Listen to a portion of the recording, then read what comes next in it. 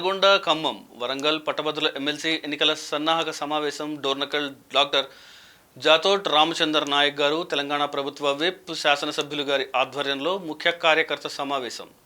భారీ బహిరంగ సభకి ముఖ్య అతిథులుగా తుమ్మల నాగేశ్వరరావు, వ్యవసాయ మార్కెటింగ్ సహకార చేనేత మరియు జౌళి శాఖ మంత్రివర్యులు అండ్ పార్లమెంట్ అభ్యర్థిగా పోటీ చేసిన రామ సహాయం రఘురాం రెడ్డి అండ్ పోరిక బలరాం నాయక్ గారు, పట్టభద్రుల ఎమ్మెల్సీ అభ్యర్థి శ్రీ తీన్మార్ మల్లన గారు హాజరయ్యారు. ఫస్ట్ వాళ్ళ అధ్యక్షుని ప్రశ్నించాలి. నీ తాన్నే కింద పెట్టుకొని నేను ప్రశ్నిస్తా అని వీళ్ళు ప్రశ్నించే గొంతుకని వస్తా ఉన్నారు. ఈ పట్టభద్రుల ఎమ్మెల్సీ ఉప ఎన్నిక ఏదైతే ఉందో ఇది ఎందుకు వచ్చింది సార్? మీ పుణ్యాన్నే కదా, మీకు శాత కాదని పోతేనే కదా.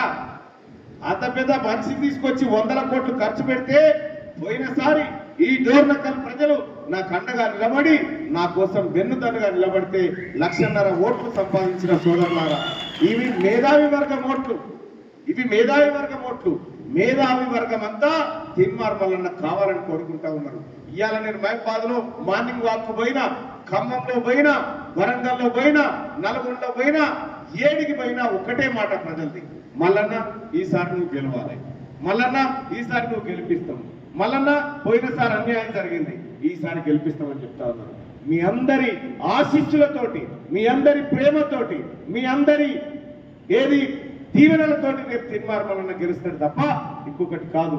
పట్టభద్రులారా, మీరే పెద్దవారు, మీరు సహాయం చేస్తేనే, మీరు ఆశీర్వదిస్తేనే రేపు పొద్దుగాల తీన్మార్ మల్లన్న మండలికి పోయినా, చట్టసభకు పోయినా మా మంత్రి గారు కోరినట్టు ఏమన్నా చిన్న లోటుపాట్లు తెలియకుండా జరిగితే వాటిని వేలెత్తి చూపమని చెప్తా ఉన్నారు. చూసినావా, ఆ కార్యక్రమం జరుగుతుంది.